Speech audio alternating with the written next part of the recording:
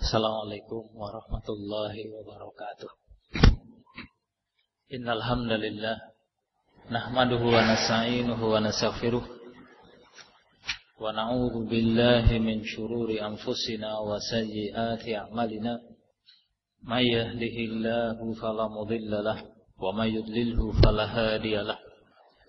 Asyhadu an la ilaha illallah wahdahu la syarika lahu wa asyhadu anna Muhammadan abduhu wa rasuluh. Amma ba'd, fa inna asdaqal hadithi kitabullah wa khairal hadi hadi Muhammadin sallallahu alaihi wasallam wa syarrul umuri muhdatsatuha fa inna kulla muhdatsatin bid'ah wa kulla bid'atin dhalalah wa kulla dhalalatin finnar. Hati fillah kaum muslimin wal muslimah rahimakumullah. Selesai dari pembahasan tentang hadiah, kita masuk pada bab berikutnya, yaitu babul luqatah. Bab al-luqatah.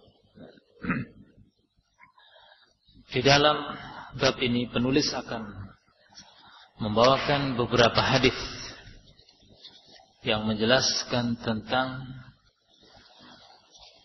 luqatah, yaitu tentang barang temuan. Luqatah ini memiliki beberapa lughah, memiliki beberapa lafaz. Di antaranya yang paling masyhur adalah luqatah.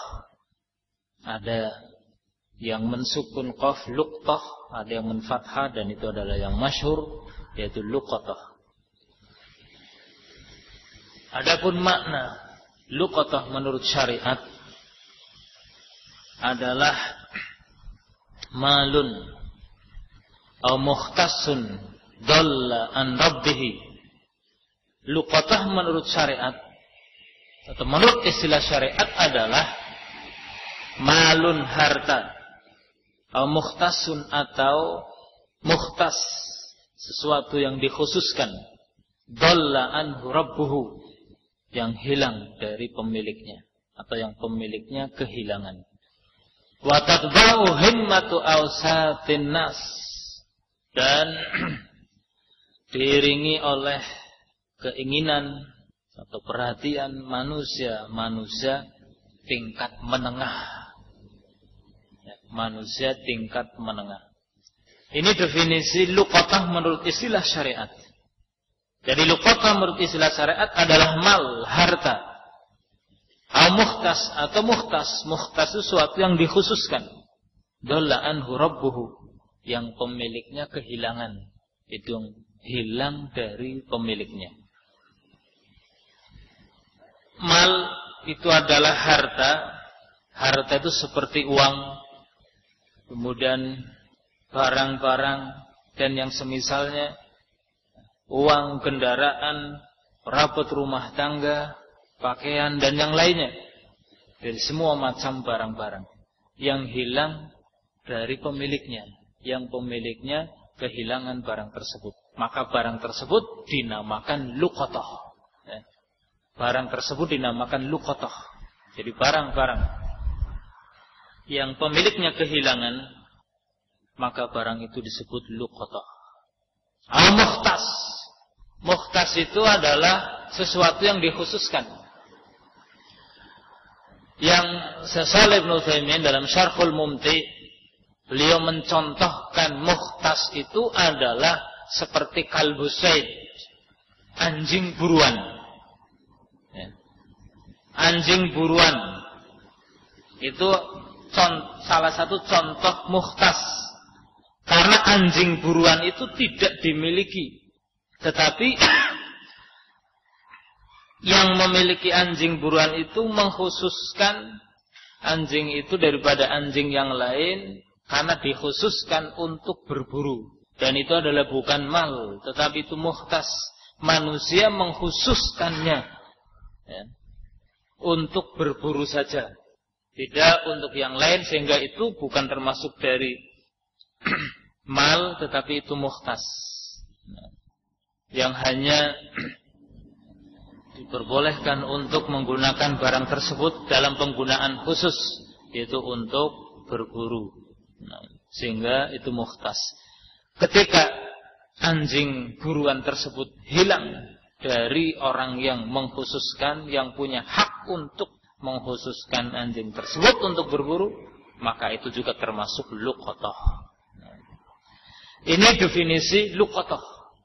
Akan tetapi sebagian ulama ada yang melengkapi dengan watabau himmatu awsatin nas, yang manusia tingkatan menengah itu keinginannya, perhatiannya itu mengiringinya. Ini sebetulnya bukan definisi dari luqatah, bukan definisi luqatah yang bagian akhir watabau himmatu awsatin nas.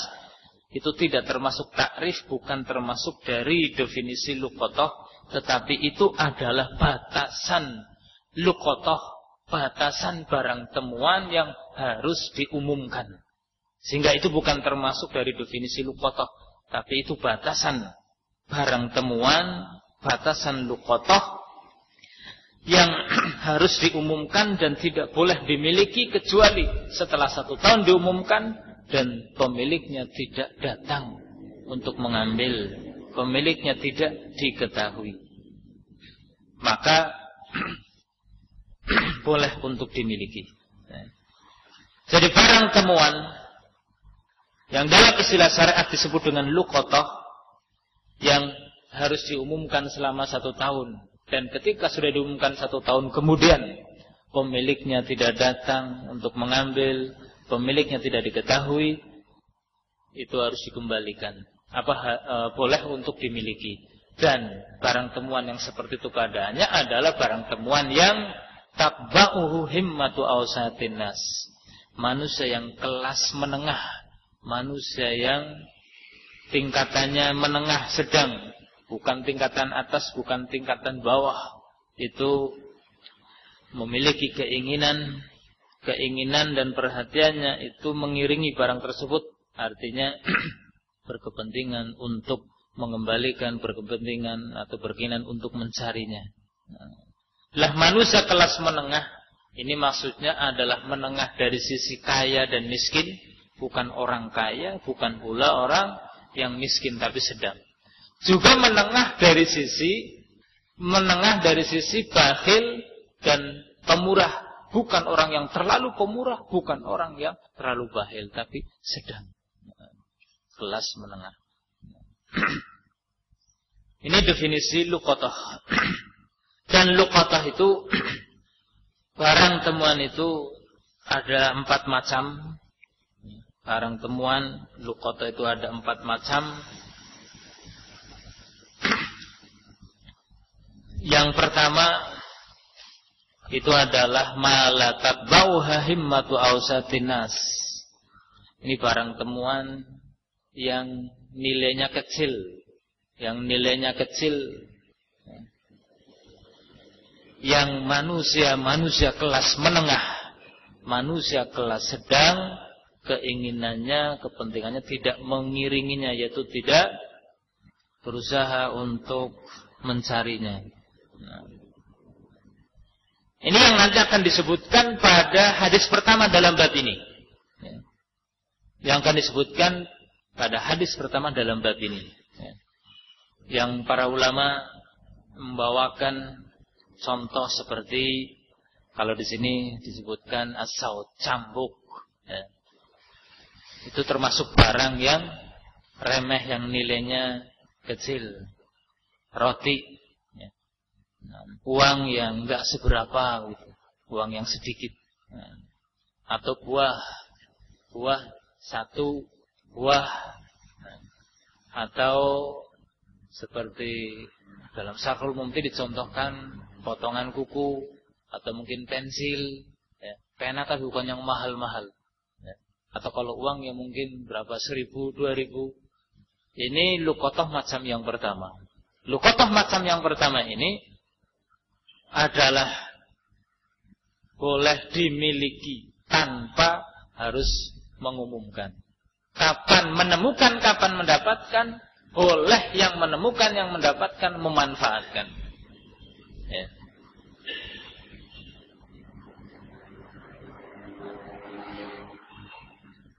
Kecuali kalau pemiliknya diketahui. Kalau pemiliknya diketahui sebelum barang dipakai, itu harus dikasihkan. Tapi kalau pemiliknya tidak diketahui, maka siapa yang menemukan halal untuk memanfaatkan, halal untuk memiliki, halal untuk membelanjakan. Ketika sudah dibelanjakan, sudah dipakai, diketahui, yang punya nggak wajib untuk mengembalikan. Jadi kalau antum lagi jalan, nemu ada permen, umpamanya di jalan ada permen, ya. Tapi bukan permen sekarung ya, permen satu. Udah ambil, kupas, makan, halal. Dan bukan perkara tercela. Bukan tercela. Antum lagi jalan, di jalan nemu salak umpamanya ya, salak satu, bukan sekeranjang. Salak satu. Antum ambil, kupas, makan, halal. Tapi sebelum dimakan ada yang punya, itu dikasihkan, jangan disembunyikan. Kasihkan. Antum lagi jalan-jalan pagi, jalan sore atau siang, lihat uang 2.000. Ambil, itu uang halal, dimiliki. Atau pensil, tapi bukan pensil di kelas ya, pensil di kelas di laci ada yang punya, itu halal. Ini nanti akan disebutkan di hadis pertama. Kemudian yang kedua adalah ad-dual. Ad-dual itu adalah binatang yang hilang, binatang-binatang yang tersesat, yang hilang, yang bisa melindungi diri dari binatang-binatang buas yang kecil, seperti onta, kerbau, sapi, karena kekuatannya bisa melindungi diri dan menjaga diri dari binatang-binatang buas yang kecil seperti anjing, serigala, dan yang semisalnya. Atau kijang. Kijang bisa melindungi diri bukan dengan kekuatan, tapi dengan kemampuan lari cepat. Atau burung.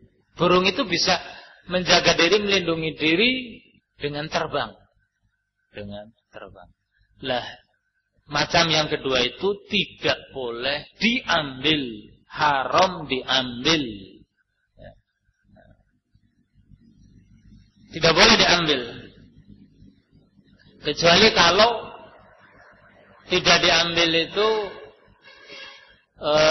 berbahaya, nanti akan diambil sama perampok dalam rangka untuk menjaga harta ini, dikandangkan biar tidak dirampok atau tidak diambil oleh orang-orang jahat. Itu boleh sampai yang punya datang, dan itu tidak ada batasan waktu sampai 1 tahun kemudian pemiliknya nggak datang menjadi miliknya, enggak. Untuk hewan-hewan yang mampu melindungi diri dari binatang buas dan mampu untuk hidup ketika dilepaskan, itu nggak boleh diambil. Walaupun hilang, biarkan saja sampai ditemukan oleh pemiliknya. Nggak boleh diambil, kecuali kalau terancam kerusakannya karena perampok atau yang lainnya. Kemudian yang ketiga, luqatatul haram, barang hilang di tanah haram Makkah. Barang-barang hilang yang ada di tanah haram. Barang hilang yang ada di tanah haram, ini haram, tidak boleh diambil kecuali oleh orang yang mengumumkan selamanya. Silakan yang sanggup mengumumkan selamanya, ambil. Begitu dia ngambil, umumkan milik siapa barang ini. Enggak ada batas waktu dan tidak boleh dimiliki, selamanya diumumkan. Kemudian yang keempat, ini adalah barang-barang hilang selain 3 di atas tadi, ya. Bukan barang-barang kecil, tapi barang yang berharga, bukan barang-barang atau bukan hewan-hewan yang mampu melindungi diri dari binatang buas karena kekuatannya atau karena kemampuan lari atau kemampuan terbang. Bukan barang-barang hilang di tanah haram. Ini yang keempat. Maka halal untuk diambil dan diumumkan selama 1 tahun. Halal diambil dan diumumkan 1 tahun. Setelah 1 tahun diumumkan, pemiliknya tidak datang, tidak ada yang memiliki atau tidak ada yang mengaku, maka boleh bagi yang mengambil untuk memiliki dan memanfaatkan. Seperti umpamanya uang 100.000. Uang 100.000 orang kelas menengah, ya, uang 100.000 orang kelas menengah itu perhatian nggak dengan uang itu? Kalau seandainya hilang, dia berusaha mencari dan berkeinginan kembali, ya, 100.000. Nah, menengah ini bukan menengah kayaknya bukan terlalu kaya. Enggak mencari orang yang terlalu kaya, uangnya berkarung-karung, ini enggak jadi ukuran. Orang enggak mencari, kenapa? Ya, orang memang terhadap harta enggak perhatian. Nah, ini enggak jadi ukuran. Ya, kelas menengah, bukan terlalu kaya, bukan terlalu miskin, bukan terlalu boros, bukan terlalu bahil. Itu masih punya perhatian, berusaha untuk mencari uang 100.000, maunya ke atas. Atau batas paling sedikit berapa? 10.000. Ini beda daerah, tentunya beda nilainya. Ya. Atau hewan seperti ayam. Ayam itu nggak bisa melindungi diri dari binatang buas, kambing, kelinci, boleh diambil. Tapi diumumkan 1 tahun. Nggak ada yang memiliki, silakan disembelih boleh. Tapi mengumumkannya harus memenuhi syarat. Atau barang-barang yang lain, ya, yang tidak masuk pada kelompok pertama, tidak masuk kelompok kedua, tidak masuk kelompok ketiga. Nah, ini boleh diambil, diumumkan 1 tahun. Setelah 1 tahun nggak ada yang memiliki, boleh untuk memanfaatkan. Setelah dimanfaatkan, ya, ada orang nemu emas 5 gram. Setelah dimanfaatkan, pemiliknya datang, gimana itu? Sudah 1 tahun, kamu datang nggak bisa ngambil, begitu? Atau harus ganti? Nah, ini insya Allah nanti yang akan dibahas di dalam bab ini. Dan barang-barang berharga pun ini tidak mutlak untuk diumumkan dan untuk diberikan kepada pemiliknya, enggak. Walaupun barang itu barang berharga, tapi memang oleh pemiliknya sudah dibuang. Barang berharga oleh pemiliknya sudah dibuang, yang punya sudah nggak suka, ya, dibiarkan. Nah, itu barang temuan yang boleh dimiliki oleh siapa saja dan kapan saja ditemukan. Ya, itu nggak usah diumumkan, walaupun berharga. Ya, tapi memang yang punya sudah nggak suka. Kadang ada orang yang nggak suka terhadap perabot rumah tangga yang ada, padahal harganya malah buang begitu saja, taruh pinggir jalan. Nah, kalau ini udah ambil, siapa yang ambil, yang mau halal, nggak usah diumumkan, itu halal, ya, walaupun masih berharga. Tapi kalau bukan karena dibuang, bukan karena yang punya tidak suka, nah itu yang harus diumumkan selama 1 tahun. Adapun kalau yang barang-barang tidak berharga, yang nilainya sedikit, nah itu halal siapa saja yang menemukan saat itu. Baik, kita masuk pada hadis yang pertama dalam bab ini, atau hadis yang ke-965 dari awal. An Anas radhiyallahu anhu qala marra an-nabiy sallallahu alaihi wasallam bi tamratin fit tariqi faqala laula anni akhafu an takuna minas sadaqati la akaltuha, muttafaqun alaih. Dari Anas, semoga Allah meridainya, berkata, Nabi sallallahu alaihi wasallam melewati sebutir kurma di jalan. Faqala, maka beliau bersabda, laula anni akhafu, seandainya saya tidak takut, saya tidak khawatir, antakuna minas shadaqah, kurma tersebut termasuk dari zakat, la akaltuha, sungguh akan saya makan. Muttafaqun alaih. Hadis diriwayatkan oleh Bukhari dan Muslim. Dari Anas, semoga Allah meridainya, berkata, Nabi sallallahu alaihi wasallam melewati sebutir kurma di jalan.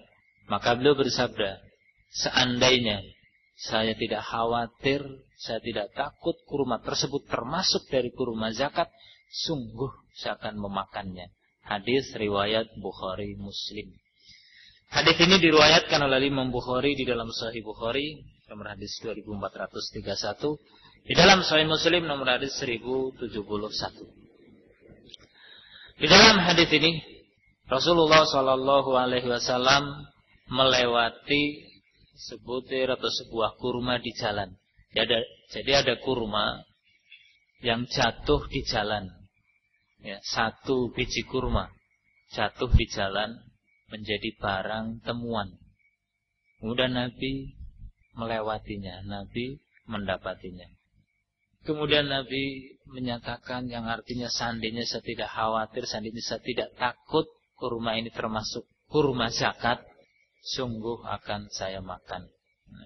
Sehingga hadis ini menunjukkan bahwa harta yang sedikit yang jatuh, maka dimiliki dengan semata-mata ditemukan dan ditemukan dan dipungut. Wala yajibu ta'rifu, dan tidak wajib mengumumkan illam yu'lam sahibu, jika pemiliknya tidak diketahui. Jadi harta yang sedikit yang jatuh ini dimiliki oleh yang menemukan dengan semata-mata ditemukan dan dipungut, diambil. Tidak wajib untuk diumumkan jika pemiliknya tidak diketahui. Dan apabila pemiliknya diketahui, barang itu masih ada, dikembalikan. Kalau sudah tidak ada, sudah dipakai, tidak harus mengganti. Ya. Ini faedah yang pertama dari hadis ini. Sehingga berdasarkan hadis ini, barang temuan yang sedikit, yang nilainya tidak seberapa, dengan semata-mata ditemukan oleh seseorang, maka menjadi milik orang tersebut, menjadi milik orang yang menemukan. Yang menemukan tidak wajib mengumumkan jika pemiliknya tidak diketahui. Kalau pemiliknya diketahui, ya diberikan kepada pemiliknya. Tapi kalau pemiliknya tidak diketahui, maka dimiliki oleh yang menemukan. Kalau sudah dimanfaatkan barang itu sudah dimanfaatkan, kalau makanan sudah dimakan, kalau uang umpamanya sudah digunakan untuk beli, kemudian pemiliknya diketahui, pemiliknya diketahui, tidak harus mengganti. Ya, tidak harus mengganti. Tapi kalau mau mengganti ya boleh-boleh saja, bukan suatu keharusan. Adapun kalau pemiliknya diketahui kemudian belum dimanfaatkan, barang masih utuh, nah itu dikembalikan. Karena di dalam hadis ini Nabi SAW menyatakan, laula anni akhafu an takuna minas shadaqah la akaltuha. Seandainya saya tidak takut kurma itu termasuk kurma zakat, sungguh akan saya makan kurma tersebut. Dalam riwayat yang lain, laula anni akhsha an takuna minas shadaqah la akaltuha. Seandainya saya tidak khawatir, tidak takut kurma itu termasuk kurma sedekah, akan saya makan. Karena sedekah atau zakat bagi Nabi dan keluarga Nabi itu haram, maka Nabi tidak mau makan. Yang menjadi penghalang Nabi tidak mau makan itu bukan karena barang temuan, tapi karena ada syubhat, karena kurma itu tidak diketahui secara pasti kurma zakat atau bukan. Kalau seandainya Nabi tahu persis itu bukan zakat, Nabi ambil dan Nabi makan. Ya. Kalau seandainya diketahui pasti itu bukan zakat, berarti di sini Nabi mengambil, memiliki dan memanfaatkan barang temuan yang sedikit tanpa kemudian mengumumkan, tanpa mencari pemiliknya, tapi langsung dimanfaatkan dan dimiliki. Adapun Nabi tidak mau memanfaatkan, Nabi tidak mau memiliki itu karena khawatir itu zakat. Kalau zakat haram bagi Nabi dan keluarga Nabi. Penghalangnya karena itu saja.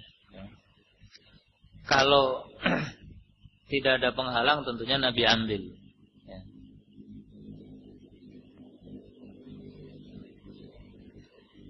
Dan hadis ini juga menunjukkan tentang tawaduknya Nabi Shallallahu Alaihi Wasallam, tawaduknya dan waroknya Nabi Shallallahu Alaihi Wasallam. bahkan menunjukkan kesempurnaan tawadhu dan waroknya Nabi sallallahu alaihi wasallam. Jadi tawadhunya beliau, tawadhu ini adalah merupakan sifat yang mulia, sifat yang terpuji. Yang Nabi sallallahu alaihi wasallam diutus adalah untuk mengajarkan tawadhu terhadap Allah dan tawadhu terhadap sesama manusia.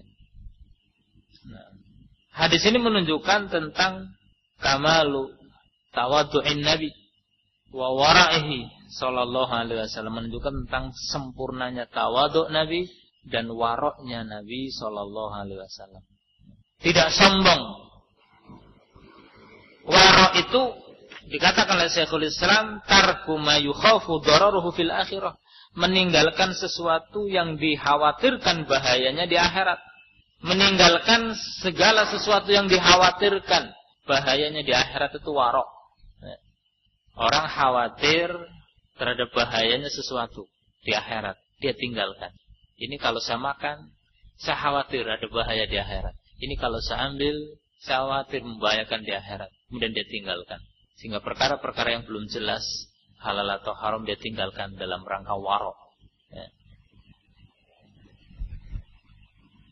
Nabi SAW seorang yang memiliki kedudukan yang mulia, yang tinggi, ya, sebagai Rasul, ya, kedudukan yang paling tinggi di kalangan manusia itu Rasul. Ya. Beliau juga sebagai pemimpin, sebagai teladan panutan, tetapi beliau tidak sombong untuk memakan dan mengambil barang temuan yang hakir, yang rendah, yang sedikit. Karena itu termasuk dari kenikmatan Allah Subhanahu wa taala. Karena itu termasuk kenikmatan dari Allah Subhanahu wa taala.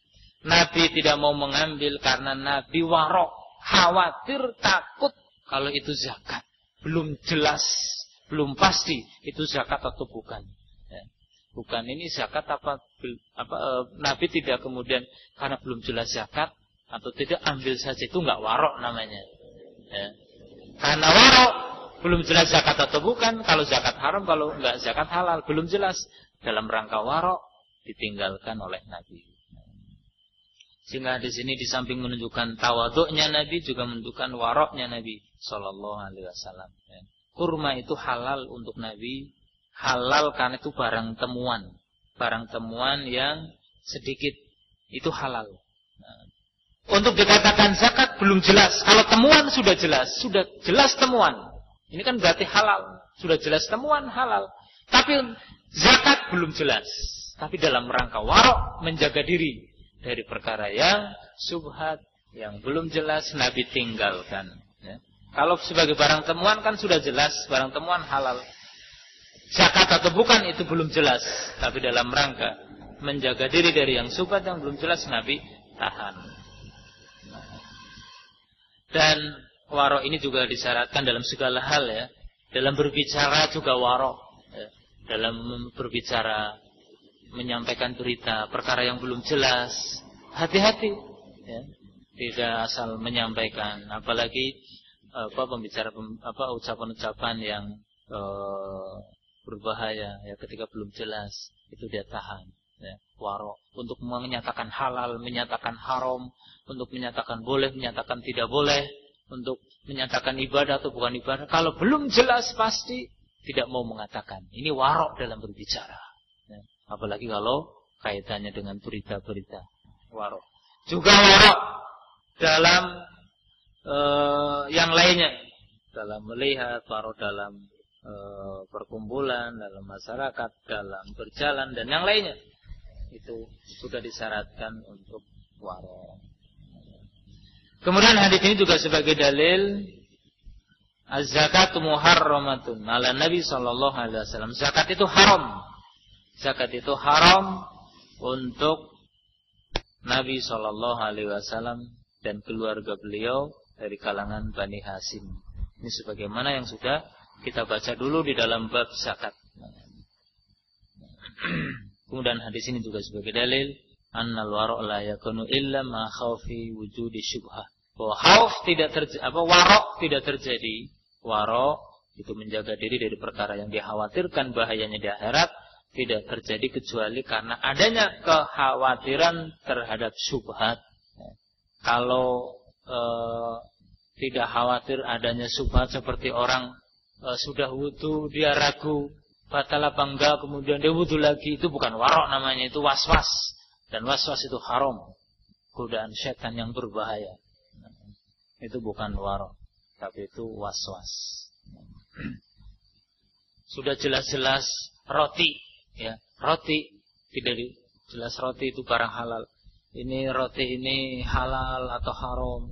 Ketika buat pembuatannya itu dengan menggunakan yang haram apa enggak, itu waswas namanya, bukan warok yang seperti itu. Nah, sudah nyembelih, orang nyembelih ayam sudah dimasak, ini tadi saya nyembelihnya sah apa tidak, itu waswas itu.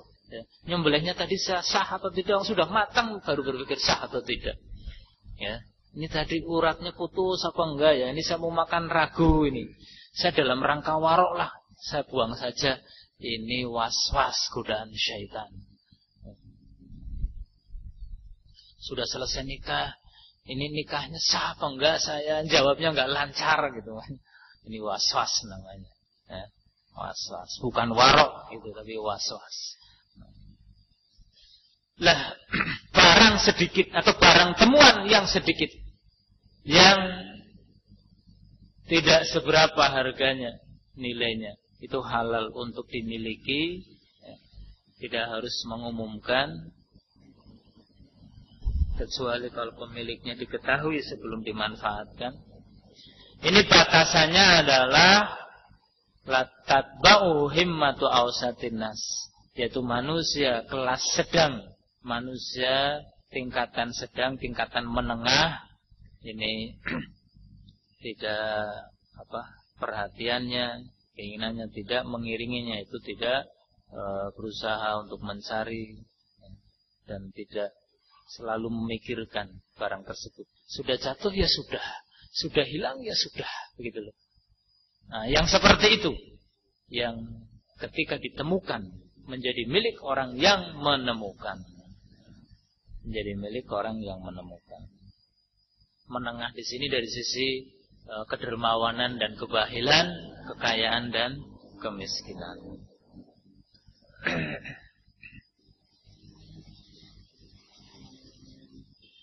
Kalau Syekh Shalih Ibnu Utsaimin belum mencontohkan seperti potongan kuku atau yang semisalnya. Kalau yang di dalam hadis jelas kurma, ya, kurma. Yang semisal dengan kurma, ya, kita nemu umpamanya jeruk atau salak atau anggur di jalan itu, atau roti. Ya. Kalau bakso, sebungkus bakso gimana? Karena ada orang lagi jalan-jalan kalau nyandung plastik kok anget gitu loh, ditempel kok bakso. Nah. Saya juga pernah lagi jalan-jalan pagi nemu sebungkus kerupuk gitu loh. Lagi jalan-jalan pagi ada bungkusan kerupuk gitu. Ya paling harga 2.000 lah. Saya ambil aja, halal. 2.000 ini yang punya nggak akan balik nyari lagi gitu. Nanti kalau nggak diambil ketabrak motor atau kena sepeda malah sia-sia, mubadir. Nah, diambil, dimakan, tadi bawa pulang, manfaat. Dan nggak masalah, itu tidak menjadikan orang itu hina, enggak, tidak mengurangi kehormatan, enggak. Bukan barang itu dibuang-buang gitu ya. Nabi SAW, orang yang paling mulia akhlaknya, beliau mau ngambil dan memakan sebutir kurma yang jatuh. Baik, kita lanjutkan hadis berikutnya. Hadis yang ke-966. Wa an Zaid bin Khalid al-Juhani radhiyallahu anhu qala. Dan dari Zaid bin Khalid al-Juhani, semoga Allah meridainya, berkata, Ja'a rajulun ila Nabi sallallahu alaihi wasallam fasa'alahu 'anil luqatah. Ada seorang yang datang kepada Nabi sallallahu alaihi wasallam kemudian bertanya kepada Nabi tentang luqatah. tentang barang temuan. Faqal i'rif ifasaha wa wika'aha. Maka Nabi bersabda, kenalilah, fahamilah tempatnya, tempat barang temuan tersebut, wa wika'aha, dan pengikatnya. Thumma arifha sanatan. Kemudian umumkan barang temuan itu selama 1 tahun. Fa in jaa sahibuha wa illa fa sya'nuka biha. Maka jika pemiliknya datang, maka berikan kepadanya. Dan jika pemiliknya tidak datang, maka terserah kamu. Fa sya'nuka biha, maka terserah kamu. Qala fadalatul ghanam. Orang tersebut bertanya lagi, bagaimana dengan kambing yang hilang? Qal hiya laka aw li akhika aw lidhibi. Nabi menjawab, kambing hilang itu boleh menjadi milik kamu, atau milik saudara kamu, atau miliknya serigala. Qal fadalatul ibil. Orang tersebut bertanya lagi, bagaimana dengan unta yang hilang? Qal, Nabi menjawab, malaka walaha ma'aha siqa'uha wa khidha'uha taridul ma'a wa ta'kulu syajar hatta yalqaha rabbuha. Nabi menjawab, malaka walaha, apa urusan kamu dengan onta yang hilang itu? Ma'aha siqa'uha, onta itu memiliki kantong air, wa khidha'uha, memiliki sepatu, yaitu teracak, memiliki teracak kaki yang kuat. Taridul ma', dia bisa datang ke air, wa ta'kulu syajar, bisa memakan pohon sampai pemiliknya menemukan. Muttafaqun alaih. Hadis riwayat Bukhari Muslim. Dari Zaid bin Khalid al-Juhani, semoga Allah meridainya, berkata, datang seorang kepada Nabi SAW, kemudian bertanya kepada Nabi tentang barang temuan. Nabi menjawab, kenali tempatnya barang temuan tersebut dan pengikatnya. Kemudian umumkan barang temuan itu selama 1 tahun. Maka jika pemiliknya datang, berikan kepadanya. Dan jika pemiliknya tidak datang, maka terserah kamu. Orang tersebut bertanya lagi, bagaimana dengan kambing yang hilang? Nabi menjawab, kambing hilang itu boleh menjadi milik kamu, atau milik saudara kamu, atau milik serigala. Orang tersebut bertanya lagi, bagaimana dengan onta yang hilang? Nabi menjawab, apa urusan kamu dengan onta hilang tersebut? Onta tersebut punya kantong air, punya sepatu, yaitu kaki yang kuat. Dia bisa datang ke air, bisa memakan pohon, sampai pemiliknya menemukan. Hadis riwayat Bukhari Muslim. Hadis ini diriwayatkan oleh Imam Bukhari dalam Sahih Bukhari, diriwayatkan oleh Muslim dalam Sahih Muslim. Hadis ini menjelaskan tentang barang temuan berikutnya. Ya. Kalau tadi barang temuan yang sedikit, yang tidak berharga, yang halal, dimiliki oleh siapa yang menemukan. Nah, di sini Nabi menjelaskan tentang pembagian barang hilang. Ada seorang datang kepada Nabi bertanya tentang barang hilang. Nabi memerintahkan orang yang menemukan barang hilang itu supaya mengenali tempat barang hilang tersebut. Dikenali, ya. Dikenali tempatnya, difahami, pengikatnya difahami. Ini maksudnya ketika orang menemukan barang hilang yang berharga, menemukan barang hilang yang berharga supaya dikenali betul tempatnya seperti apa, pengikatnya seperti apa, warnanya seperti apa, jumlahnya berapa, pokoknya sifat-sifatnya difahami betul gitu loh. Ya. Jumlahnya, sifatnya, ya, besar kecilnya, warnanya dan lainnya dikenali, difahami. Kemudian setelah itu umumkan selama 1 tahun. Ingat, ngumumkannya jangan sebutkan sifat-sifat yang sudah difahami. Begitu maksudnya. Siapa yang memiliki barang hilang silahkan temui saya, atau saya telah menemukan barang hilang. Gitu, umumkan yang umum. Jangan disebutkan siapa yang kehilangan emas berupa gelang 10 gram. Jangan begitu. Tapi sebelumnya dikenali emas atau perak emas. Berapa gram, 10 gram, bungkusnya seperti apa. Nah, itu dikenali. Tapi jangan diumumkan. Mengumumkannya barang hilang gitu saja. Nah, nanti akan saya atau pada pertemuan akan saya jelaskan apakah jenisnya boleh disebutkan. Itu ada penjelasan di kalangan para ulama. Jadi jangan menemukan barang hilang disebutkan. Umpamanya menemukan uang kertas ratusan ribu, jumlahnya 10. Nanti banyak sekali orang yang datang, semuanya ngaku. Terus mau gimana kalau nggak dikasihkan? Ini ada aturan dan cara mengumumkan. Ada aturan dan cara mengumumkan. Dikenali betul, jangan kemudian langsung disaku. Barangnya apa? Aduh, saya lupa apa tadi barang, cuman saya simpan. Nah, itu nggak benar, harus diperhatikan, difahami. Nah, nanti diumumkan, ngumumkannya jangan rinci, global. Nah, kalau pemiliknya datang dan mengaku persis seperti sifat-sifat yang dia ketahui, kasihkan. Begitu. Kalau pemiliknya tidak datang sudah 1 tahun, terserah kamu, silahkan kamu mau miliki, kamu mau manfaatkan. Bagaimana kalau sudah dimanfaatkan pemiliknya datang? Nah, itu nanti dalam faedah akan kita bahas. Setelah itu dijawab oleh Nabi, tanya lagi. Berikutnya, orang itu bertanya lagi, bagaimana dengan kambing yang hilang?